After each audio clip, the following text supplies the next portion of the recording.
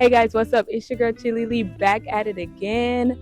Welcome to Chopping It Up with ChaCha. I don't know what episode this is, but I'm so excited for this episode. First of all, y'all see the scenery is different. Okay, I'm out here getting different locations, trying to make sure that I'm not only putting out a quantity of work, but a quality of work as well. Today, we're going to be talking about what it means or how we can please God, and I'm going to relate it to the discussion of love languages. For those who don't know what love languages are, basically, there's a study of 5 different ways that people like to express their love towards others or how they like to receive love.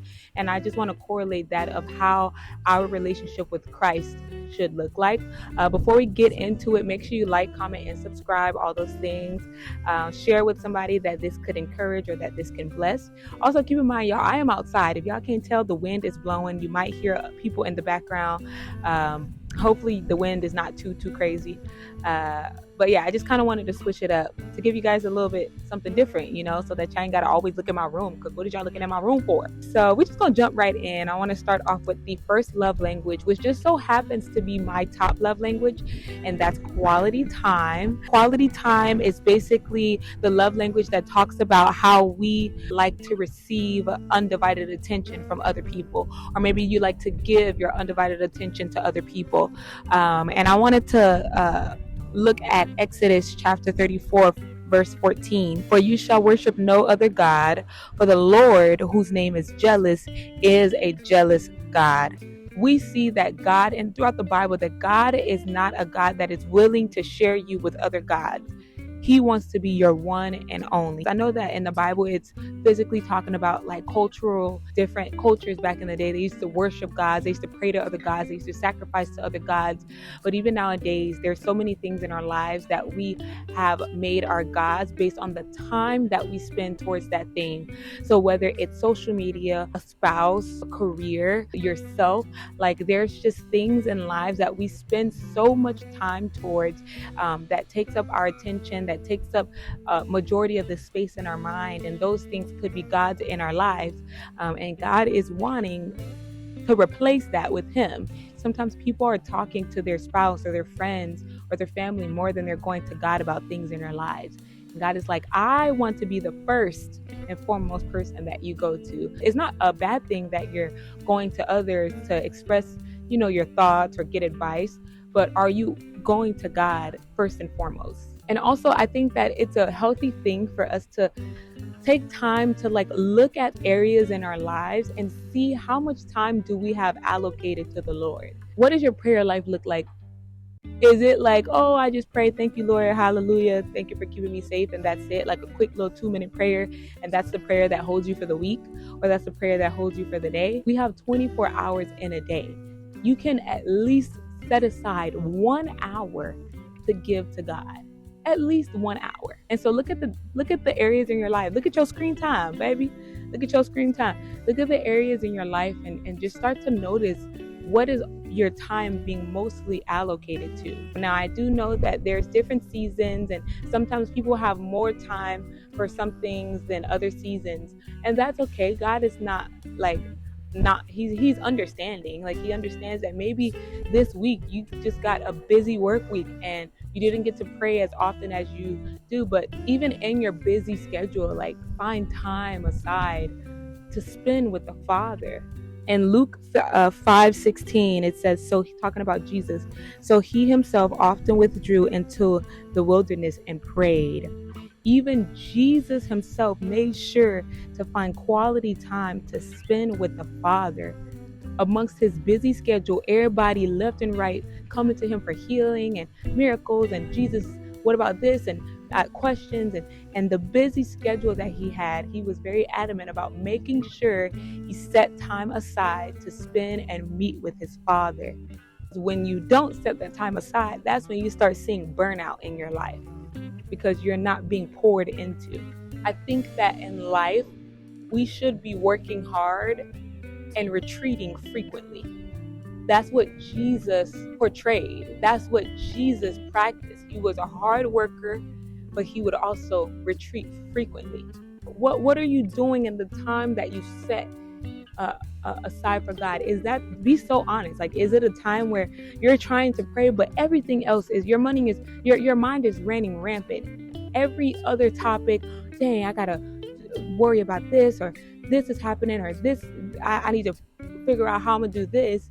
Half of your prayer time was you focused on all this other stuff. You didn't even give quality time to the Lord. Imagine going on a date with somebody, and that entire date you notice that they're disconnected, you notice that their mind is elsewhere. That's exactly what it looks like when we come to our time with the Lord, and our mind or our attention is elsewhere. We're not even fully focused on what God is wanting to speak to us in that moment. The second love language is acts of service, and it's basically the idea that actions speak louder than words. In John 14, verse 15, it says, "If you love me, you will keep my commandments." We can tell God all we want that we love him, but if our actions are not matching up with the words that we're declaring, then we're saying, "God, I love you," and it's just a vain statement. It has no meaning behind it. It has no weight or heaviness behind it. We're just saying it honestly just to say it because of how we feel like, "Oh, I love you," in this moment. What are some of the commandments of Jesus? You must be born again. You must love your neighbor as yourself. You must love your enemies. How well are you loving and serving people that you don't like? These are the commandments of God. And so when we say, "Lord, I love you," and he's like, "Well, if you love me, keep my commandments," well, then my goal and my striving is to imitate Jesus, and obey those commandments of loving my neighbor, of loving those who persecute me, of praying for those who persecute me, of taking the humble position in a situation. Like, all of those hard things that in our pride as humans don't like to do, we would do those things because we love him. It's not doing it so that you can be loved, but it's doing it out of as a response to the love that he has bestowed on you. And so as my love responds back, "Lord, I want to obey you. I want to respect you. I want to honor you." I think that one of the best ways that we can serve God is how well we serve others. How well are you caring for those in need? How often are you praying for those that are weak? What is your prayer life looking like? Is it all about you, or is it about people that are telling you, "Hey, I'm going through something," or even things that you notice that people are going through? Maybe they don't have to say it, but you notice it.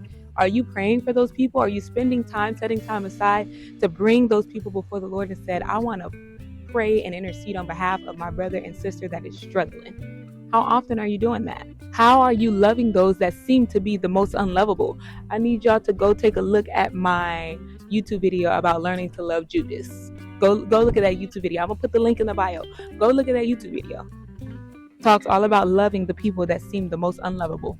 The next love language that we're going to be relating this to is words of affirmation.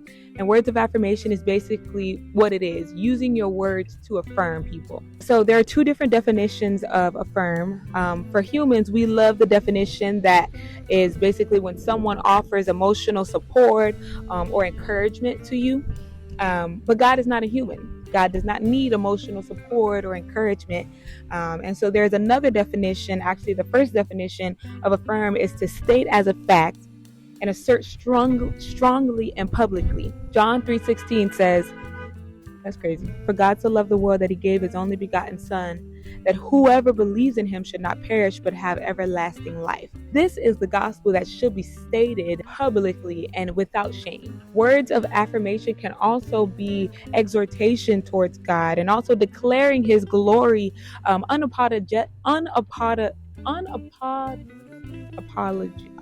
unapologetically. There you go.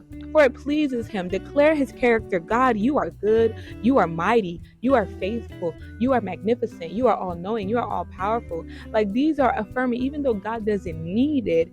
This is a declaration that we can set into the atmosphere to remind ourselves, to declare it to creation, to declare it to people that this is the God that I serve, and God finds pleasure in that. All right, we back. Sorry, I had to change the battery. So we are on gifts, so receiving heartfelt gifts. So like I was saying, this is one of those things that was a little bit more difficult for me to figure out, how do we give gifts to God? Because God literally is the owner of everything. Whatever he wants, he could get it. Like, from this angle, I wanted to take a look at one of the parables, the parable of the talents in Matthew 25 verses 14 through 30. You can go look at that in your own time.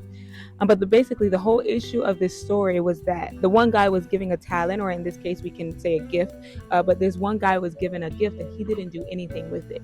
He set it aside, didn't do nothing with it. And when the master came back, when the gift giver came back, he's like, "Here's your gift back." He basically said, "Here's your gift back. I didn't do nothing with it. I just wanted to give it back to you. I gave this for you to multiply and do something greater with it." Oh shoot. There's a revelation that's, revelation is coming along. I believe that one of the best gifts that we could give God is with what he gave us. God gave us life, so our gift to him would be to use our life to bring glory to his name. God gifted us with choice, and so our gift to him could choose him back. He gifted us with a breath, with a voice, and so our gift to him could be to use our voice to sing songs of praises, to declare his glory to creation. How can you honor God with the gifts that he has given you? I was just talking to some people last night about the whole debate around Christian rap, and I think one of the most beautiful things about Christian rap is that these were people that were using the gifts that God had given them to build up the kingdom of darkness, but then when they're saved, they are now taking those gifts and now using them to build up God's kingdom. So I see nothing wrong with Christian rap, because I'm like, God saved you from this, and now instead of using it for darkness, God's like, I'm going to use this for my glory. So I think that that's how we can gift God, is when he gives us something, when he gives something to us. I think that what we should be doing is basically giving it back to him, but not like in the way that the guy in the parable did it, to where you don't do nothing with it, but like multiply. God gave you a talent, God gave you a gift. Turn it into something and say, God, this is for your glory. You've given me little, and with little, I'm going to do much for your glory. And then the last but not least, we have physical touch.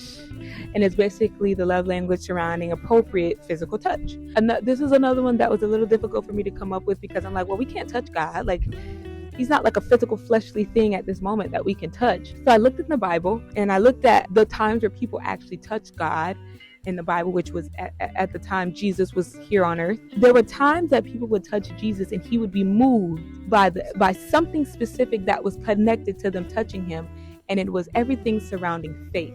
So you see in Luke chapter 8, the woman who touched Jesus's garment, and she was healed because of her faith. She touched his garment, and he's like, whoa, somebody touched me. And everybody's like, well, of course, there's a bunch of people touching you. Like, we're in a crowd of people. But he's like, no, but this touch is that there is power that left me from this touch. This touch is different from the rest of the touches. This touch is that there is power. There is a faith that was connected to this touch, and it has caused heaven to move. Come on, somebody. In Luke chapter 6, you see that there were people that were seeking to touch Jesus so that they could be healed. There is a faith that is connected to the touch that people, come on, somebody, that when you say, Lord, I'm reaching out in faith, I am believing in faith. I may not physically be able to touch you at this moment, but there is the faith that, just like that woman with the issue of blood had, there is a faith that I am in need, and I know that you can heal me, and so I am going to believe and trust that you can heal me. I'm going to pray, and I'm going to walk in faith, knowing that it will happen. Like, there is a faith that is connected to what it means to touch God. The famous saying, touching and agreeing, which comes from Matthew chapter 18. But it's the idea that two people come together in faith and act something, and it would be given unto them. So when we're talking about physical touch, I want to relate it to faith, because even in the scripture, we see that there is a type of faith that moves, that touches the heart of God. Because I think it speaks to us being assured about the character of God. We don't have to doubt. Oh my gosh.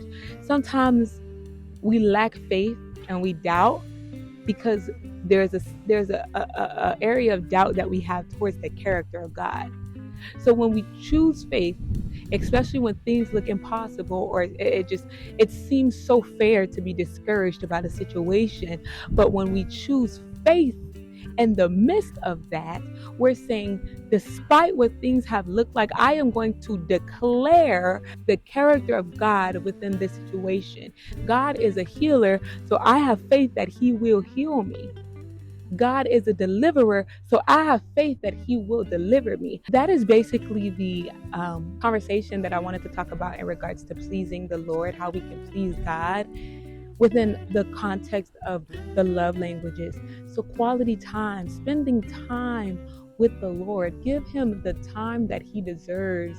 And I promise you, if you make space in your life for the Lord, for a lot of people, the confusion that you're struggling with, you will no longer be confused. For the chaos, you will have a peace that surpasses all understanding. If you set time aside to seek not after the hand of God, but after the face of God, if you seek after His kingdom and His righteousness, everything else that could come that you're worried about in life would eventually fall into place. Serve God, serve people. I know that be like a cliche statement, but serve God by serving people. I think it was words of affirmation, right? Declare the glory of God to the nations. Declare the glory of God to creation and also to yourself. Sometimes we have to remind ourselves. It's in a way affirming ourselves when we're affirming God. Like, this is God. Like, this is the God that saved me. This is the God that called me. This is the God that delivered me. And because He have called me, because I know that I serve a God that won't lose, I can rest and assure that I won't lose because I'm on His team. And so affirm, words of affirmation, gifts, whatever the Lord has given you, whatever God has placed in you, look and see how you can serve Him in that. How can you give that back to Him? God, you have given me a love and a passion for teaching. So how can I use this for the kingdom? You have given me a love and a passion for music. How can I use this to build up the kingdom? You have given me a love and a passion for fashion, for design. How can I use this for the kingdom? And then lastly, physical touch is having faith. The faith that you carry can touch the heart of God. And that's pretty much it. Hopefully, I really do hope that I explained this well. If you guys have any questions or comments, put it in the chat below, in the comment section. Let's talk about it. Yeah, that's it. Thank you guys again for watching. The view is beautiful. It's a beautiful day. So I'm going to go and enjoy the rest of my day. And I'll see you guys not next week, but the week after for the next Chopping It Up with ChaCha. Have a good one.